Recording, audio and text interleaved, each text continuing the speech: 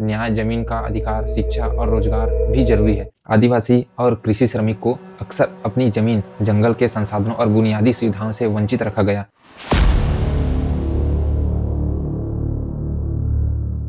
हिडमा को पकड़ना मुश्किल था क्योंकि जंगल उसका घर था। हिडमा को सेंट्रल कमेटी में जगह दी गई।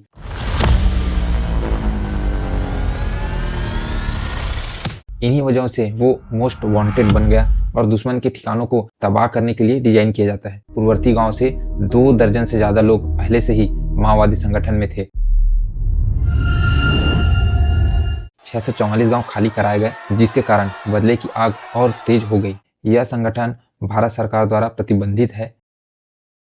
दक्षिण बस्तर के घने जंगलों में एक नाम हर तरफ फैला था और वो नाम था हिडमा। किसी के लिए खूंखार माओवादी कमांडर तो किसी के लिए बस्तर का हीरो। आज की कहानी सिर्फ एक व्यक्ति की नहीं है, बल्कि एक दौर, एक आंदोलन और उस जंगल की है जहां से हिडमा नाम का दास्तान शुरू होता है। दोस्तों, इस वीडियो में मैं जो भी जानकारी आपसे शेयर कर रहा हूं वह मेरी अपनी बनाई हुई नहीं है। मैं किसी भी प्रकार की अफवाह, व्यक्तिगत राय या अपुष्ट दावा नहीं कर रहा हूं। यह वीडियो केवल उन जानकारियों पर आधारित है जो पहले से न्यूज रिपोर्ट, मीडिया कवरेज, सरकारी प्रेस रिलीज और अन्य सार्वजनिक स्रोतों में दिया जा चुका है। मेरा उद्देश्य सिर्फ जानकारी रखना है और किसी भी व्यक्ति, संगठन या समूह को बढ़ावा देना, समर्थन देना या बदनाम करना बिल्कुल नहीं है। कृपया इस वीडियो की सामग्री को शैक्षणिक और जानकारी के उद्देश्य से ही देखें। आइए टॉपिक पर वापस आते हैं। दोस्तों, सन 1981 छत्तीसगढ़ का सुकमा जिले के पूर्ववर्ती गांव का एक छोटा सा दुबला पतला लड़का, बिल्कुल बाकी बच्चों जैसा खेलना, नदी में नहाना, जंगलों में घूमना, यही उसकी दुनिया थी। लेकिन इस गांव में एक चीज अलग था और वो था पूर्ववर्ती गांव से 2 दर्जन से ज्यादा लोग पहले से ही माओवादी संगठन में थे। माओवादी संगठन एक राजनीतिक विचारधारा है जो माओ त्से तुंग के साम्यवादी सिद्धांतों पर आधारित है और राज्य सत्ता पर कब्जा करने के लिए सशस्त्र विद्रोह और जन आंदोलन का भी उपयोग करता है। भारत में भारतीय कम्युनिस्ट पार्टी माओवादी, भाकपा माओवादी सबसे प्रमुख माओवादी संगठन है जो मौजूदा लोकतांत्रिक व्यवस्था को नकारता है और ग्रामीण इलाकों से सशस्त्र संघर्ष के माध्यम से साम्यवादी समाज स्थापित करने का लक्ष्य रखता है। यह संगठन भारत सरकार द्वारा प्रतिबंधित है और यही रास्ता, यही माहौल धीरे धीरे हिडमा को उस दुनिया में ले गया जहां से लौटने की कोई गारंटी नहीं होती है। इस समय बस्तर में गरीबी, शोषण, बेरोजगारी और शासन की दूरी नौजवानों को नक्सलवाद की तरफ ले जा रही थी।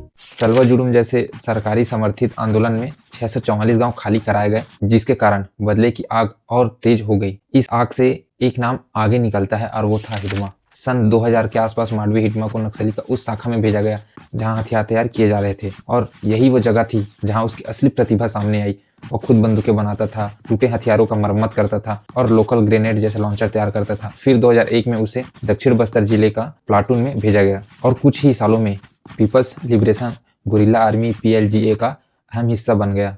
पुराने नक्सली बताते हैं कि हिडमा ही वो इंसान था जिसे नक्सलियों को लैंड माइन से हटाकर आमने सामने की लड़ाई की ओर ढकेला। दोस्तों, लैंड माइन्स या बारूदी सुरंग एक विस्फोटक हथियार है जिसे अक्सर जमीन के नीचे या छलावरण के साथ छिपाया जाता है और दुश्मन के ठिकानों को तबाह करने के लिए डिजाइन किया जाता है। सन 2007 में उपरल मेट्टा हमला, CRPF के 24 जवान, 2010 में ताड़ मेटला हमला में 76 जवान, 2017 में फिर एक बार हमला हुआ जिसमें 12 जवान, कुल मिलाकर उस पर 26 बड़े हमले का आरोप है। इन्हीं वजहों से वो मोस्ट वांटेड बन गया।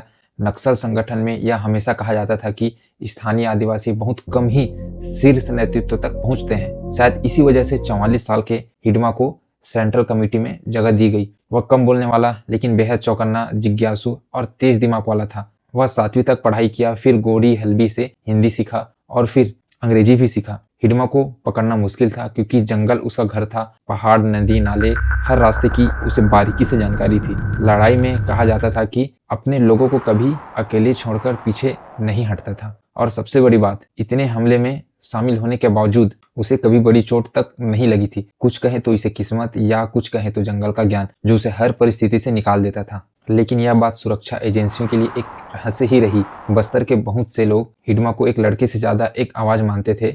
सलवा जुडुम, विस्थापना और अत्याचार की कहानियों के बीच उन्हें हिडमा में बदले और न्याय का चेहरा दिखने लगा। पुलिस कहती है कि गरीबी, अशिक्षा ने युवाओं को भड़काया और हिडमा को एक रोल मॉडल बना दिया गया। और आसिर गुड़ा, पिडमेल, बुरकपाल, चिंता गुफा, जहां भी खून खराब हुआ वहीं बार बार उसका नाम सामने आया। छत्तीसगढ़ में अकेले उस पर 2 दर्जन से ज्यादा केस दर्ज थे और 6 राज्यों ने मिलकर 1,80,00,000 का इनाम उसके ऊपर रखा। फिर एक समय आता है जब नवंबर 2025 में सुरक्षा बलों ने दावा किया कि एक मुठभेड़ में हिडमा मारा गया, लेकिन बस्तर में लोग कहते हैं ये सिर्फ एक मौत नहीं है, यह एक दौर का अंत है। उसके समर्थक और विरोधी दोनों मानते हैं कि हिडमा एक जटिल और रहस्यमय किरदार था जो आने वाले समय में कई सालों तक जंगल की कहानियों में जिंदा रहेगा। हिडमा की कहानी हमें 2 बात सिखाती है। पहला, हिंसा कभी समाधान नहीं होता। दूसरा, विकास, शिक्षा और अवसर ही स्थायी रास्ता है। नक्सल आंदोलन कमजोर हुआ है, लेकिन उनकी जड़ें तब तक खत्म नहीं होगी जब तक उन जंगलों में रहने वाले लोगों का जीवन सच में नहीं बदलेगा। नक्सलवाद का नाम पश्चिम बंगाल के नक्सलबाड़ी गांव से पड़ा था, जहां 1967 में विद्रोह हुआ। इस घटना ने एक नई राजनीति लहर खड़ी की। चारू मजूमदार और उनके साथियों के विचार ने जनयुद्ध की रूपरेखा दी। चारू मजूमदार भारत के एक कम्युनिस्ट थे। धनी पारिवारिक कड़ियों को छोड़कर उन्होंने एक कठिन और सादा क्रांतिकारी जीवन चुना। उसका जन्म सिलीगुड़ी के एक खुशहाल जमींदार परिवार में 1918 में हुआ था। आगे के जीवन में उन्होंने हथियारबंद नक्सल आंदोलन में भाग लिया था। चारू ने 1968 के नक्सलबारी विद्रोह के ऐतिहासिक महत्व पर लिखा है और उनकी रचना आज भी लाल क्रांतिकारियों का मार्गदर्शन करती है। यानी लंबे समय तक ग्रामीण इलाकों में शुरू होने वाली सशस्त्र क्रांति है। इसी विचारधारा को बाद में माओवादी कहा गया। नक्सलवाद माओवादी से प्रेरित है। मार्क्स, लेनिन और माओ के सिद्धांत का ग्रामीण रूप विचार यह था कि छोटे किसान और मजदूर वर्ग के जरिए ही पुरानी सत्ता को बदला जा सकता है। यही विचार शहरों के छात्र और नेताओं वर्ग में भी पहुंच गया और आंदोलन ने जल्द ही शहरी और ग्रामीण दोनों जगहों पर समर्थन पाया। सन 1969 में CPI-ML का गठन हुआ और आंदोलन फैलने लगा। उड़ीसा, मध्य प्रदेश, आंध्र प्रदेश और केरल तक। सन 1970 के दशक में तंग आर्थिक हालात, जमीनी अन्याय और राज्य की कमजोरी ने नक्सल आंदोलन को और हवा दी। हालांकि सरकार की कड़ी कार्रवाई, बड़े अभियान, गिरफ्तारी ने आंदोलन को भी कमजोर और कई बार बिखेरा भी।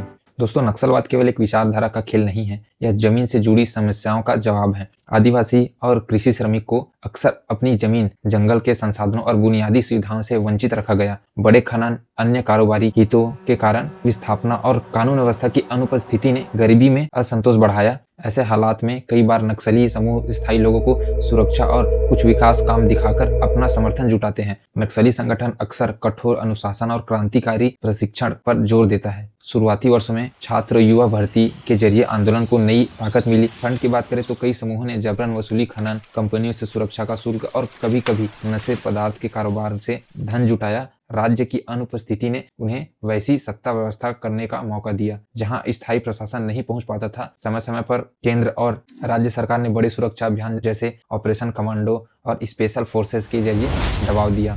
साथ ही विकास पहले केंद्र स्कीमें और आत्मसमर्पण वेलफेयर कार्यक्रम भी लागू किए गए। इन दोनों रास्तों, सुरक्षा और विकास का मिश्रण, आज नक्सलियों के प्रभाव को कम करने का कोशिश कर रहा है। नक्सलवाद कोई आसान समस्या नहीं है, इसकी जड़ें गहरी और जटिल है। हिंसा को खत्म करने के लिए सिर्फ सुरक्षा ही नहीं, बल्कि न्याय, जमीन का अधिकार, शिक्षा और रोजगार भी जरूरी है। जब तक इन जड़ों को समझा और सुधारा नहीं जाएगा, समस्या पूरी तरह खत्म नहीं होगी। आज की यह कहानी यही कहती है, परिवर्तन के लिए हथियार नहीं, मौके और सम्मान जरूरी है।